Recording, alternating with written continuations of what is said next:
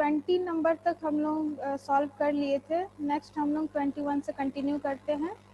अगला सवाल है, किस टाइप के यंत्र में स्केल समान भागों में विभाजित होता है? तो एमसी प्रकार यानी मूविंग कॉइल टाइप का जो इंस्ट्रूमेंट होता है उसमें स्केल जो होती है वो समान भागों में विभाजित होता है यानी रैखिक होती है। लेकिन एमआई प्रकार के जो इंस्ट्रूमेंट होते हैं उसमें जो स्केल होती है वो असमान भागों में विभाजित होती है यानी अरेखिक होती है। बिल्कुल सही जवाब है। अगला सवाल है, किसी ट्रांसफार्मर में चुंबकीय पुंज गुजरता है? तो ट्रांसफार्मर के कोर में जो होती है वो फ्लक्स जो होती है उसमें से गुजरती है यानी प्राथमिक से द्वितीयक की तरफ और द्वितीयक से प्राथमिक की ओर, इस तरह से फ्लक्स जो होती है वो घूमती है। नेक्स्ट सवाल है, किसी लेड एसिड बैटरी में विद्युत अपघटय का अपेक्षित घनत्व 1.280 है। तो यह मान इंगित करता है कि बैटरी, इसमें बैटरी की स्थिति को बताना है, तो विद्युत अपघटय का जो अपेक्षित घनत्व है 1.28 है। तो इसका मतलब ये पूर्ण चार्ज है।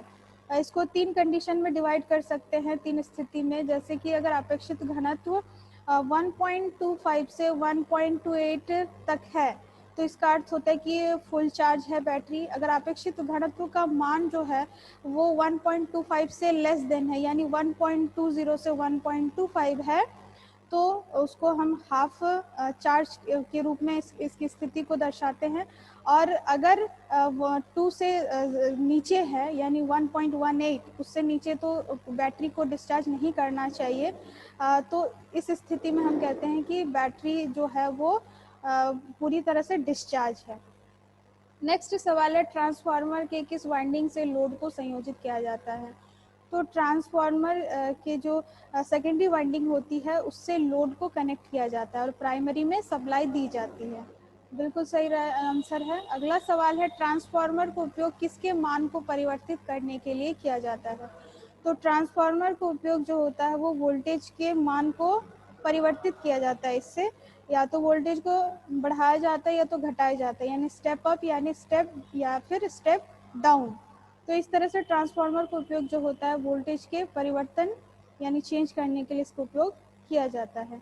नेक्स्ट सवाल है, ट्रांसफार्मर की शून्य भार धारा पूर्ण भार धारा के पद में होती है। कोई ट्रांसफार्मर है तो उसके यानी नो लोड पे करंट का मान और फुल लोड करंट के मान, तो फुल लोड करंट के जो मान होंगे उसके पद में होती है नो वोल्ट करंट जो होती है 3 से 9% के बीच।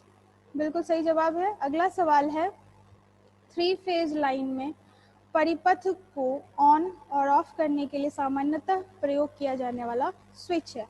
3 फेज लाइन में जो परिपथ को ऑन या ऑफ करने के लिए जो स्विच का इस्तेमाल करते होती है ICTP, iron clad triple pole. और अगर सिंगल फेज के लिए कहा जाए तो उसमें ICDP होती है। बिल्कुल राइट आंसर है। नेक्स्ट सवाल है, धातुओं का वह गुण जिसके कारण उसे तारों के रूप में खींचा जा सकता है क्या कहलाता है? तो धातुओं का एक प्रॉपर्टीज होता है जिसके कारण उसे तारों के रूप में खींच सकते हैं, वो होती है तन्यता, इसमें एक प्रॉपर्टीज होती है। और एक प्रॉपर्टीज होती है आघात वर्धिता, जिसमें उसको पीट पीट के चादर के रूप में उसको ढाला जा सकता है। नेक्स्ट सवाल है, निम्न में से किन चिन्हों में बॉर्डर एवं बीच में बना क्रॉस लाल रंग का होता है? तो निषेधात्मक चिन्ह जो होती है उन चिन्हों में बॉर्डर और बीच में एक क्रॉस बना होता है जिसमें ये सूचना दी जाती है कि ये कार्य अमुक कार्य आपको नहीं करने, उसके लिए निषेधात्मक चिन्ह होती है। नेक्स्ट सवाल है, निम्नलिखित में से किस पदार्थ की प्रतिरोधकता सबसे कम होती है? तो कॉपर जो होती है उसकी प्रतिरोधकता सबसे कम होती है। 4 ऑप्शन दिए गए थे, चारों में से जो कॉपर है उनकी प्रतिरोधकता सबसे कम होती है। बिल्कुल सही जवाब है। नेक्स्ट सवाल है, नियॉन साइन नलिका की प्रचालन वोल्टता निर्भर करती है नलिका के। तो नियॉन साइन जो ट्यूब होती है उसकी जो वोल्टेज जो होती है उसकी नलिका की लंबाई पर डिपेंड होती है, उस पर निर्भर करती है। बिल्कुल सही जवाब है। नेक्स्ट सवाल है, प्रतिरोध वर्ण कोड में पीला वर्ण का निर्दिष्ट मान होता है। वर्णकूट जो होती है उसमें येलो कलर का जो मान होता है वो निर्दिष्ट करता है कितने नंबर पे, किस सीक्वेंस पे, तो वो चौथे नंबर पे। ठीक है, प्रतिरोध वर्ण कोड में पीला जो रंग होता है निर्दिष्ट मान होता है 4। अगला सवाल है, पानी भरी बाल्टी से जब विद्युत धारा प्रवाहित की जाती है तब दोनों ही डूबे हुए तारों के पास काफी बुलबुले देखे जाते हैं। इससे पता चलता है कि सप्लाई की किस्म क्या है। तो अगर कोई पानी में बाल्टी में पानी भरा हुआ है और उसमें कोई सप्लाई दिया जा रहा है, तो सप्लाई जैसे ही दे रहे हैं कोई तार में से सप्लाई प्रवाहित हो रही है और देखने को ये विजुअल दिखाई दे रहा है कि उसमें कुछ बुलबुले निकल रहे हैं, तो वो सप्लाई जो होगी उसकी प्रकृति डीसी प्रकार की होती है, एसी प्रकार की नहीं होती है। डीसी सप्लाई में जैसे ही पानी में छोड़ेंगे सप्लाई से यानी करंट कैरिंग कंडक्टर को डालेंगे तो उसमें बुलबुले निकलने लगते हैं डीसी सप्लाई पर। इसकी विस्तृत जानकारी मैंने एक सोल्यूशन क्लास में दिया है, आप लोगों को सभी को याद होगा। नेक्स्ट सवाल है, फ्यूज धारा किस प्रभाव पर कार्य करती है? फ्यूज करंट जो होती है ऊष्मीय प्रभाव पर कार्य करती है, यानी जैसे सर्दी हीट होने लगता है वो फ्यूज धारा जैसे यानी ऊष्मीय हीटिंग जो होती है इस इफेक्ट पर फ्यूजिंग करंट जो होती है वो कार्य करती है। नेक्स्ट सवाल है, फ्रीक्वेंसी मीटर से क्या मापा जाता है? तो फ्रीक्वेंसी मीटर इंस्ट्रूमेंट से फ्रीक्वेंसी को मेजर किया जाता है, राइट आंसर है। नेक्स्ट सवाल है, फेज टेस्टर कितने वोल्ट तक कार्य करता है? फेज टेस्टर जो होती है जिसमें 500 वोल्ट से अधिक उसको इस्तेमाल नहीं करना चाहिए, 500 वोल्ट तक ही इसको उपयोग में लाना चाहिए। तो इसकी जो वोल्ट जो होती है वो 500 वोल्ट होती है। नेक्स्ट सवाल है, बरसात के दिनों में औजारों को जंग से बचाने के लिए क्या करना चाहिए? बारिश में औजार जो होती है उसमें जंग लग जाती है, तो उस क्षरण से बचाने के लिए उस पर मोबिल ऑयल या ग्रीस जो होती है ग्रीस का लेयर लगाया जाता है ताकि उसमें जंग ना लगे। अगला सवाल है, यदि किसी व्यक्ति का स्थापना में गंभीर शॉर्ट सर्किट दोष हो तो मैगर से परीक्षण करने पर वो दर्शाएगा। कोई इंस्टॉल किया है इंस्टॉलेशन यानी वायरिंग इंस्टॉलेशन में अगर उसमें शॉर्ट सर्किट काफ़ी मात्रा में है तो जैसे इंस्टॉलेशन के बाद सबसे पहले टेस्ट किए जाते हैं, सबसे पहले उसमें सप्लाई नहीं दिया जाता है, टेस्ट के बाद ही सप्लाई दिया जाता है। तो टेस्ट करने पर अगर शॉर्ट सर्किट है तो मैगर जो है वो 0 को दर्शाएगा।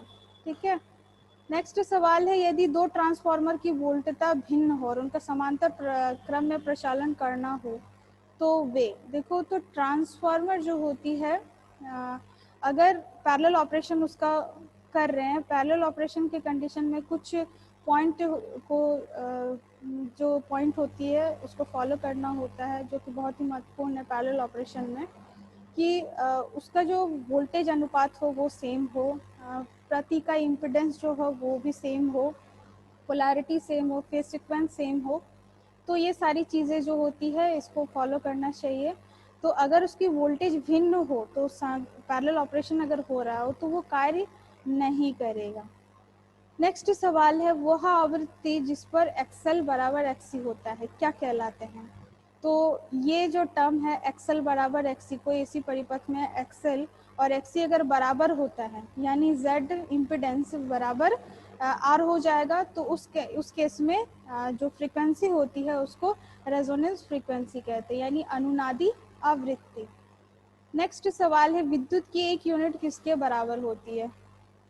विद्युत की एक यूनिट जो होती है 1 किलोवाट आवर के बराबर होती है, बिल्कुल राइट आंसर है। नेक्स्ट सवाल है, विद्युत से उत्पन्न आग बुझाने के लिए निम्न में से कौन सा अग्निशामक यंत्र प्रयोग करेंगे? अगर विद्युत से आग लगी है उसको बुझाने के लिए फायर एक्सटिंग्विशर यंत्र का उपयोग करेंगे, वो होगा हेलोन अग्निशामक प्रकार का। इसमें सीटीसी का भी उपयोग कर सकते हैं और CO2 का भी इस्तेमाल कर सकते हैं।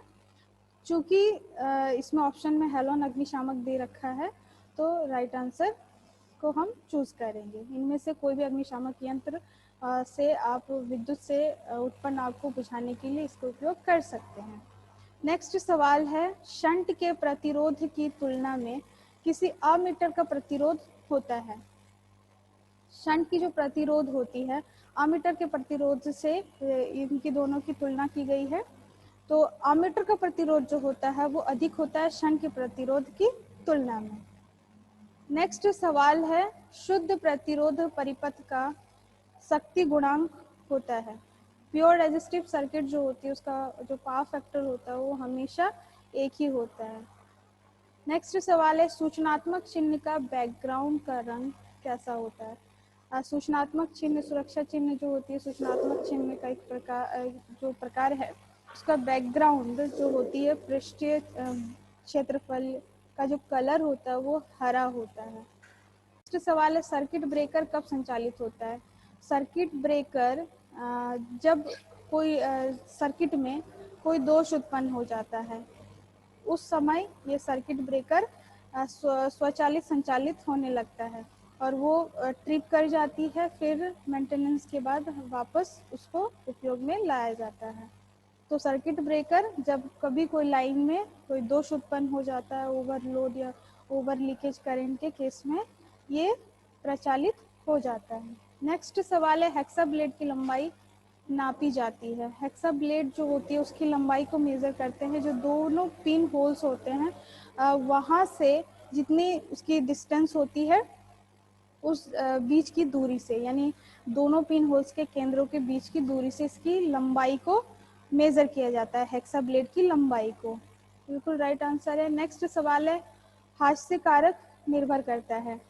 हास्य कारक यानी डिप्रेशिएशन फैक्टर जो होती है वो कई चीज़ों पर निर्भर करती है, जैसे कि लैंप के कार्यकारी आवर पर, उसकी उम्र पर, उसके साफ सफाई के मेंटेनेंस पर, और जहाँ पे कार्य करें कार्यस्थल पे कार्य जो किया जा रहा है उस पर भी ये निर्भर करता है।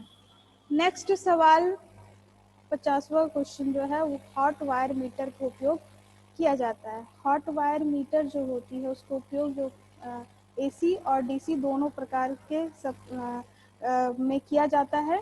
तो हॉट वायर में जनरली इसमें जो सिद्धांत होता है वो कोई वायर में जैसे सप्लाई देते हैं तो वो हीट होने लगता है, हीट होने पर उसका कंडक्टर यानी उसकी लंबाई थोड़ी इंक्रीज कर जाती है। तो इस तरह से इसी सिद्धांत पर ये जो हॉट वायर मीटर है इस सिद्धांत पे कार्य करता है और इसमें एसी या डीसी दोनों सप्लाई दिया जाता है, इस पर वो करंट को मेजर करता है।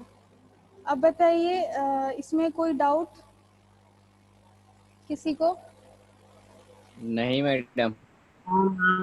तो ये थी आज की 50 क्वेश्चन मॉक टेस्ट सीरीज 4 का। नेक्स्ट टेस्ट सीरीज जो होगा मॉक टेस्ट का वो 5वां होगा और इसके बाद कल सोल्यूशन क्लास में फिर से हम लोग जुड़ेंगे। तब तक आप लोग तैयारी करते रहिए। धन्यवाद।